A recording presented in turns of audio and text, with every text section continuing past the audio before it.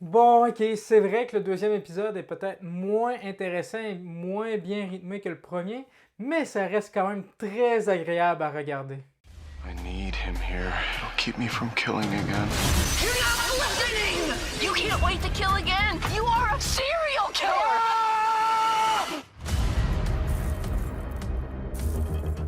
Salut tout le monde, j'espère que vous allez bien. Et oui, aujourd'hui, une nouvelle critique de la série Dexter New Blood, l'épisode 2. Donc en gros, dans cet épisode-là, on suit vraiment ce qui s'est passé dans le premier épisode. Donc Dexter retrouve son fils Harrison, puis ils ont un petit face-à-face, un petit dialogue intéressant au début d'épisode. Et bien sûr, il va y avoir des répercussions sur la mort de Matt que Dexter a tué dans le premier épisode. Un peu impulsivement, juste un tout petit peu. Ouais. Qu'est-ce que j'ai pensé de cet épisode-là? Ben, je trouve qu'il est très intéressant quand même pour l'exposition des personnages, tous les dialogues, l'historique de Harrison notamment. On apprend un peu plus sur lui et sur ce qu'il a vécu.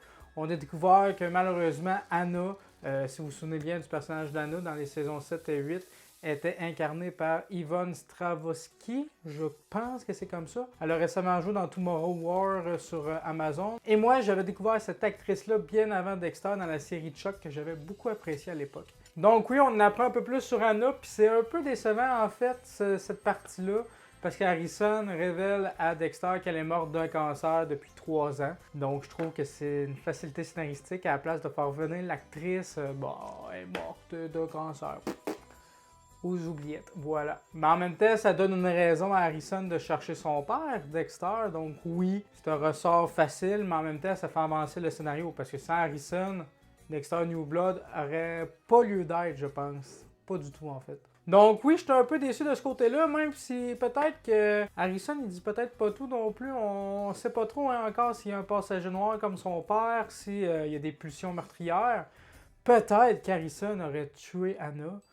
Je ne sais pas pourquoi il aurait fait ça. Peut-être en même temps, il n'y a pas eu l'enseignement de Harry Morgan non plus, donc peut-être que c'est juste un meurtrier sanguinaire, on le sait pas. Pour l'instant, ça a l'air un gentil garçon, mais on sait que les apparences sont trompeuses. Hein? Dexter, il ment tout le temps et tout ça, puis il a l'air d'un gentil garçon lui aussi.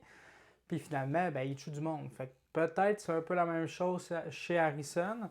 J'ai hâte de voir, mais moi, j'exclus pas encore la possibilité que Harrison a peut-être tuer Anna, peut-être pour en savoir plus sur son père. Peut-être, je sais pas. On verra dans les prochains épisodes, mais c'est ma petite théorie peut-être sur Harrison. Sinon, l'épisode très intéressant, le face-à-face avec Dexter et Harrison, j'aurais même voulu en avoir plus de renseignements sur Harrison. Mais l'épisode a d'autres choses à raconter, comme la disparition de Matt, la disparition, parce que tu sais, on sait tous qu'il s'est fait tuer par Dexter la veille. La police débarque chez lui, puis il décide de prendre comme point de repère la maison de Dexter parce qu'il est perdu dans le bois. Pauvre Dexter, hein? Il se fait tout le temps envahir chez lui, ça n'a pas de bon sens. Et j'ai adoré aussi la partie que Dexter retourne sur ses lieux du crime, qui était un peu mal foutu parce que quand même c'est un meurtre qui est fait impulsivement.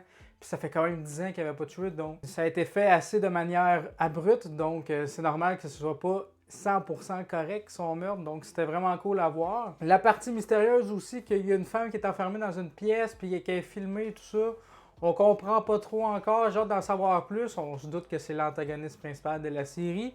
À voir c'est qui, moi je pense toujours que c'est peut-être Clancy Brown, le personnage du père de Matt, justement, le gars que Dexter a tué dans le premier épisode, qui recherche désespérément son fils, donc on sent qu'il va y avoir une rivalité, un affrontement entre les deux hommes, ça c'est sûr et certain. Je prédis déjà que vers la fin de la saison, la fille de la blonde de Dexter, là, la chef de la police, Angela, je pense son nom, Aubrey la fille, je pense Audrey Aubrey, je sais plus trop. Je sens déjà qu'elle va se faire pogner par ce gars-là, par le père de Matt, si c'est vraiment lui l'antagoniste, Kurt. Ou en tout cas, elle va disparaître elle aussi. Puis Harrison, ben là, on l'a vu dans l'épisode, hein, il était un peu attiré par elle parce que c'était une demoiselle, puis lui c'était un homme, fait que ouais, ça fait très cliché. Ça, c'est le truc que j'ai détesté de cet épisode-là. Ah, un ado, il voit un autre ado du sexe féminin, il est tout de suite attiré vers elle. Boring. Oui, très cliché, très ennuyant cette partie-là. Puis là, les ados, ils vont dans leur petite cachette comme abandonnée pour prendre de la drogue, ouais, parce que c'est cool la drogue. Toute cette partie-là, j'ai trouvé ça vraiment pas intéressant. Sauf pour le personnage d'Harrison, parce qu'on le découvre un peu plus, on sait qu'il y a de la facilité à crocheter des serrures. Ouais, il en cache des affaires, lui. Puis il y a une espèce de carnet avec des dessins. Je m'attendais peut-être à voir plus. Peut-être qu'on va en voir plus dans les prochains épisodes. Je m'attendais à ce qu'on trouve des dessins macabres, genre, je sais pas moi, des... Je m'attendais à des trucs macabres, genre des scènes de meurtre, du monde qui se font tuer avec un couteau, des affaires comme ça. Comme ces crimes ou ces pulsions qu'il y a en lui. Mais c'était juste des portraits, en quelque sorte. Fait que peut-être qu'on n'a pas tout vu aussi en même temps, vu que les personnages ont été interrompus assez vite dans leur fouille du sac d'Harrison. Donc ouais, il y a une partie que j'ai trouvé vraiment ennuyante, cliché adolescent. Ça, c'est vraiment poche. Je veux vraiment plus qu'il mise sur la relation de Dexter et Harrison, plutôt que Harrison puis sa future conquête, qu'on sait qu'elle va se faire pogner par l'antagoniste. Si c'est vraiment ça, la fin, c'est vraiment cliché et prévisible. Mais je le sens venir, ça va être sûrement ça, d'ailleurs, dans les prochains épisodes. Mais bref, j'ai hâte de voir ça.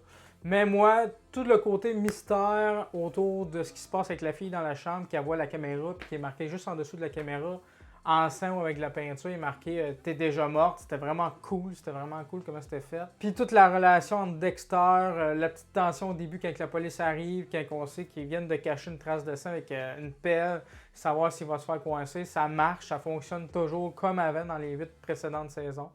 Mais la partie adolescente des relations entre les personnages, j'ai trouvé ça très cliché. Ouais, la drogue, adolescent, une fille, je tombe amoureux d'elle. Très ennuyant, très déjà vu. Mais oui, j'ai hâte, très hâte à la suite, voir si j'ai raison sur mes théories concernant Anna, concernant la fin des épisodes, voir que la fille d'Angela va se faire pogner par l'antagoniste, que je pense être Kurt. Dites-moi en commentaire, vous, qu'est-ce que vous en pensez? Est-ce que vous êtes d'accord avec moi? Est-ce que vous avez d'autres théories? Ou ce que je dis, ça fait aucun sens. Dites-moi ça en commentaire. Ça se pourrait que je me trompe totalement aussi. Donc voilà, si vous avez aimé la vidéo, n'hésitez pas à laisser un petit pouce bleu. Ça l'aide beaucoup la chaîne, à partager la vidéo et surtout à vous abonner pour voir les prochaines vidéos. Sur ce, on se dit à la prochaine. Continuez de regarder des films, des séries. Ciao!